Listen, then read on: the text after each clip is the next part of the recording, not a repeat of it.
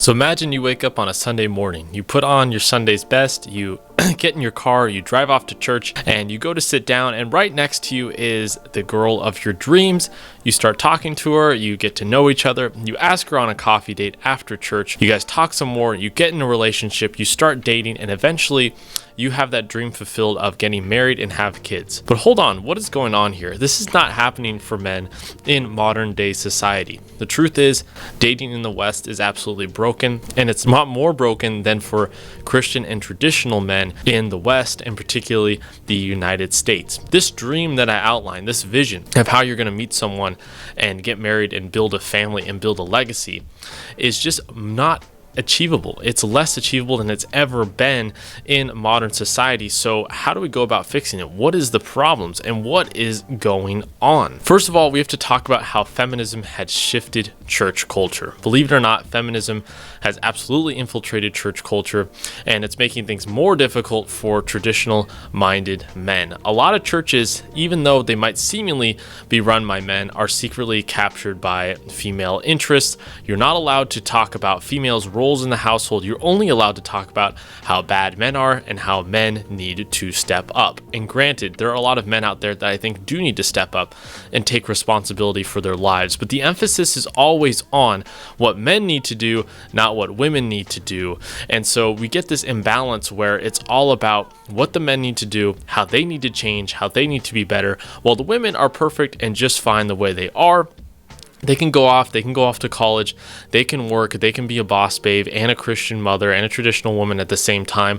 They don't need to change their behavior, but it's all these lousy men who aren't showing up and aren't being spiritual leaders. They're the ones not doing the job. It seems like in churches, it's always sort of poised this way or positioned this way, and it's never talking about what the woman's role is in the household, how they should treat a man, how they should be submissive in the relationship, or if it is a talk about submission, it'll quickly be mentioned and then quickly turn to all the man's responsibilities in order to earn that submission. So in your churches and in your current culture, we see feminism infiltrating it. We see a lot of churches have women pastors, women elders, women in leadership, basically taking these opportunities to hold power over men, despite this not being something that's in scripture, something that is definitely not scriptural in a sense. But this hierarchy and this patriarchy seen in the church structure is slowly breaking down, and it's permeating into the dating scene as more and more women are talking about, hey, listen, you should raise your standards higher and higher. This man's not good enough for you. And it's leaving a lot of men in the dust. So what is the advice that older men give to these younger men in order to find women, find a spouse, and build a family?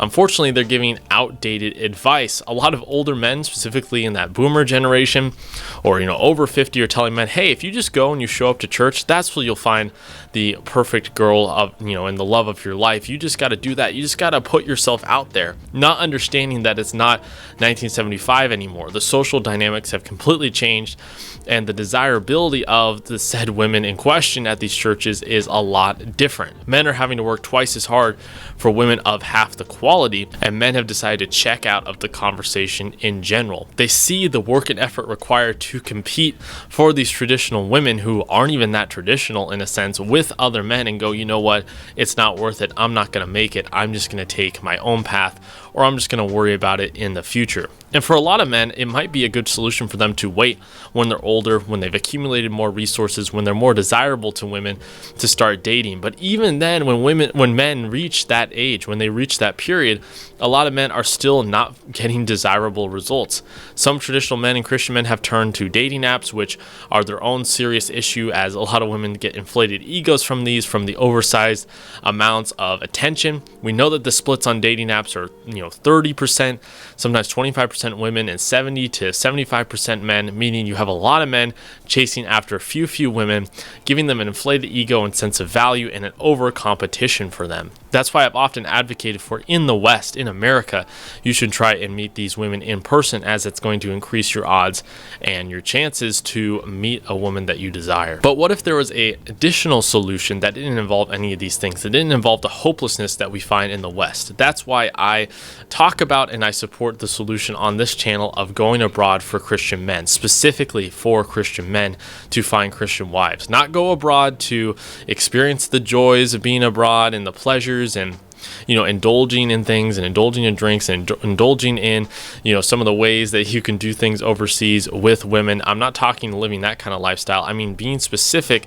going abroad and being a Christian passport bro in a sense, and trying to find a woman that fits your needs and desires and values in a different part of the world. Because believe it or not, when you get outside the bubble of the United States, you get outside of what we think the world is, and you travel to different countries like I have, you learn that it doesn't need to be this way, that the world's a big place and things can be very different just a few thousand miles away. I've been to Asia, I've been to South America, I've been all over the place in those countries, and what I found is that the women are very, very different than what you find in the US. And look, if you like American women and you want to try making it work here and that doesn't interest you, that's fine. But I know a lot of men are interested in finding a spouse that is fulfilling for them, that fills that traditional need, that fills the values they're looking for. They're looking to be the strong leaders in the household, and they're not looking to date a boss babe who wants to ship their kids off to daycare or something. They want a traditional woman to stay and take care of the household and take care of the kids, but that is a growing, some shorter and less supply in the United States.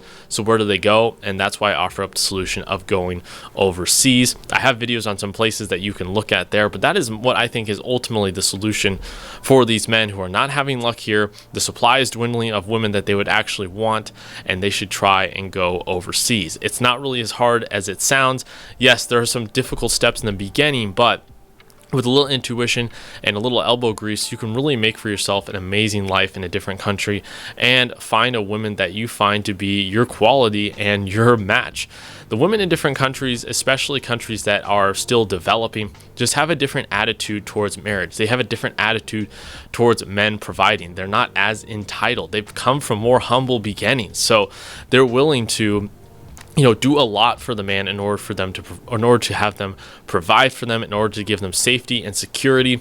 And a lot of the times, because of this culture we've grown up in the US, men and American men and Western men actually treat women very, very well compared to the men in their native countries. And these women will be happy to have that treatment in their home country and would actually welcome you with open arms. Now, you're going to have to find these women in the right places. That's why I'm going to have future videos on where do you actually find these women abroad that are worth dating and are not just going to scam you or take your money or are time wasters. Where do you actually go? I'm going to explore that in future videos, but I do believe going abroad is actually going to be a good solution for a lot of men in the West who just want to find that Christian traditional woman. So to wrap up, keep your standards high and biblical. Don't settle for feminist women who are going to ship your kids off to daycare, aren't going to take care of the home, aren't going to fulfill that feminine role in the household, and just expect you to be a wallet for them, okay? Don't think that's your only option. Don't think that's what you're left with and that you're left competing over that small supply of women that are desirable to you. Think with an entire worldly view and a worldly outcome, okay? Think of the entire world as your dating pool when it comes to these things, and you'll see a million options open up for you, and you'll see that there's actually a lot more hope than you thought. So the call to action here is look into other countries and places that you can start dating. What interests you? What places interest you? Where would you like to explore? And start thinking about that. Start building online income. I also teach that on my channel here. Start learning another language, get your passport, and figure out how to get to these places to improve your lifestyle. If you're interested in doing that, leave a comment down below, and you can hit me up on X or Instagram and we can talk about that. But check out my other videos as well on this topic on my channel from Thomas's Analysis. Thank you so much for watching. Anyways, I'll see you guys next time.